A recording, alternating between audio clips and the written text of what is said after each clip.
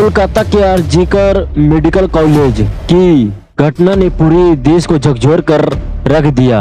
एक डॉक्टर जो अस्पताल में अपनी 36 घंटे की ड्यूटी के बाद आराम करने गई और वह अपने कार्य स्थान पर सुरक्षित नहीं रही। यह घटना सिर्फ एक शहर, एक अस्पताल की विफलता नहीं है, बल्कि यह हमारी पूरी समाज की सिस्टम पर एक बड़ी सवालिया निशान है। 9 अगस्त 2024 के रात कोलकाता का आरजीकर मेडिकल कॉलेज एक 31 साल की पोस्ट ग्रेजुएटेड ट्रेनी डॉक्टर अपनी 36 घंटे की थका देने वाली ड्यूटी के बाद सुबह के समय अस्पताल की ही सेमिनार हॉल में थोड़ा आराम करने आती है, जो जगह जिस वे अपना दूसरा घर समझती थी, जहां वो लोगों की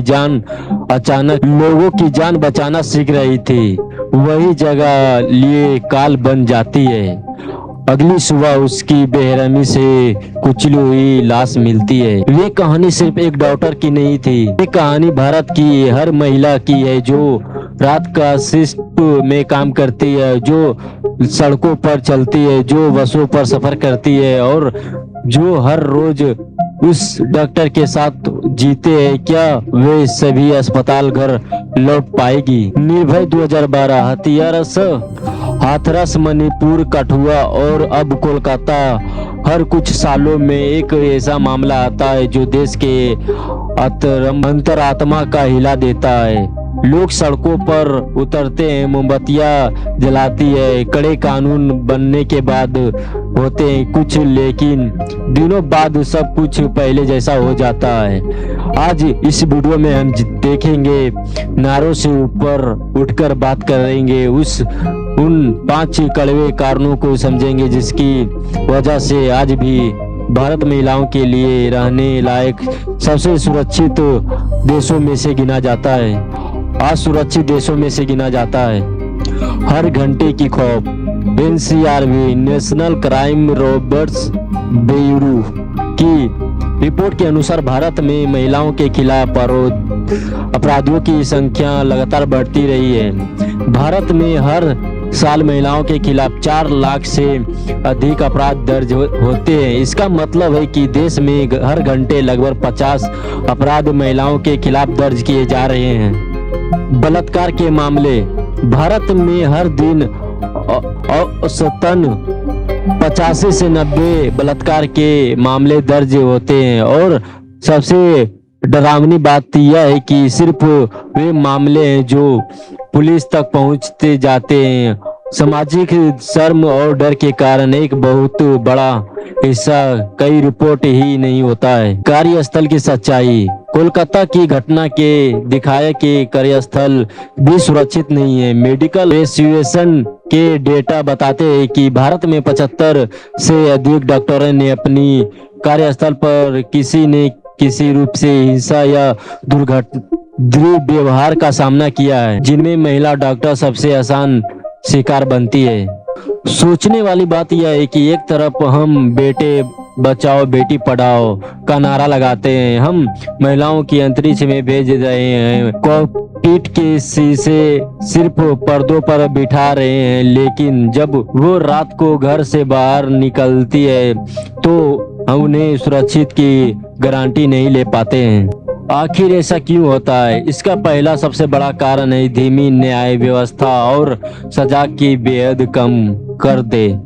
हमारे देश में कानून तो सख्त बना दिए जाते हैं, जैसे निर्भय कांड के बाद फांसी, पॉक्सो और नए कानून आए, लेकिन क्या अपराधियों में कानून का डर है? जवाब है नहीं। भारत की अदालतों में करोड़ों मामले लंबित है। एक बलात्कार पीड़ित को न्याय पाने से 10 से 15 साल लग जाते हैं। जब तक सजा होती है तब तक अपराधी खुलेआम घूमते हैं, बेल बाहर आ जाते हैं। अपराधी की पता है कि वे लूप होल्स का फायदा उठाकर सालों साल बच सकते हैं। दूसरा बड़ा कारण है कि बुनियादी ढांचे और सुरक्षा की घोर कमी। कोलकाता मामले में यह साफ देखा गया है कि एक सरकारी अस्पताल जहां हजारों लोग रोज आते जाते हैं। सीसीटीवी कैमरा में काम नहीं कर रहे थे, यह काम थे। महिलाओं डॉक्टरों के लिए कोई अलग सुरक्षित ड्यूटी रूम से या बाथरूम नहीं है। सुरक्षा नाइट्स की नैतिनी में भरी लापरवाही थी। जब हमारे देश के बड़े मेडिकल कॉलेज का यह हाल है तो छोटे क्लबों, सरकारी दफ्तरों या सुनसान सड़कों की सुरक्षा की कल्पना आप खुद कर सकते हैं। हमारी कानूनी व्यवस्था अपराध होने के बाद जागती है। अपराध रोकने के लिए पहले से कोई तैयारी नहीं होती है। लेकिन समस्या सिर्फ पुलिस या कानून की नहीं है, समस्या हमारे समाज के भीतर है। तीसरा कारण पेट्रोआकी और बिजेट ब्लेमिंग, पीड़ित को ही दोषी ठहराना।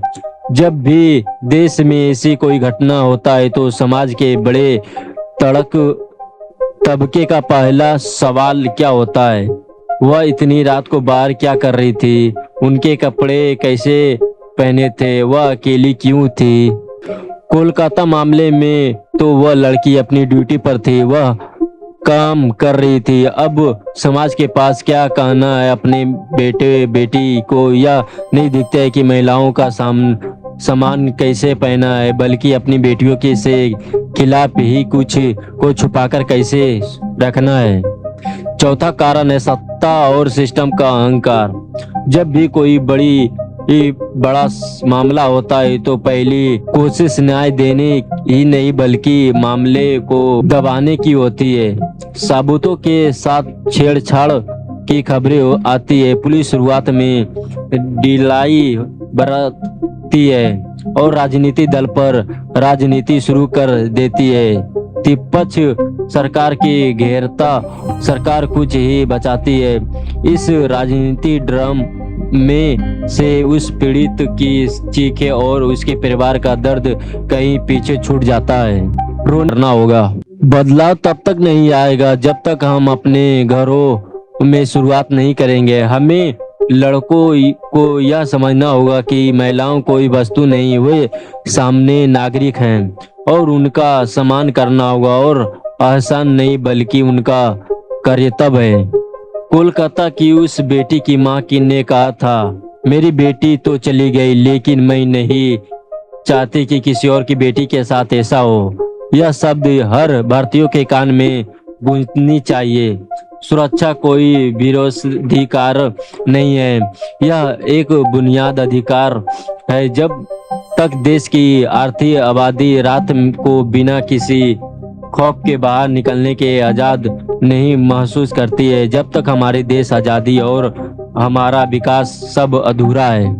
आप इस बारे में क्या सोचते हैं? क्या सिर्फ कानून बदलने के में बदलाव आएगा या हमें अपनी सोच की सर्जरी करनी चाहिए? अपने विचार नीचे कमेंट में जरूर बताना। इस वीडियो के ज्यादा से ज्यादा शेयर करो, लोगों तक पहुंचाओ ताकि आवाज सिर्फ एक ट्रेंड बनकर न रह जाए बल्कि एक बदलाव की शुरुआत बने। जय हिंद। देश में महिलाओं की सुरक्षा को लेकर चल रही है वर्तमान बहसों और जमीनी हकीकत करो और करीब में समझने के लिए आप BBC न्यूज इंडिया की ग्राउंड रिपोर्ट देख सकते हैं, जिसमें जिक्र घटनाओं का बाद कोलकाता की महिलाओं के डर की और सुरक्षा के वास्तविक हालत का जताया लिया गया है। तो बहुत बहुत धन्यवाद। मिलते हैं जल्दी ही अगले वीडियो में।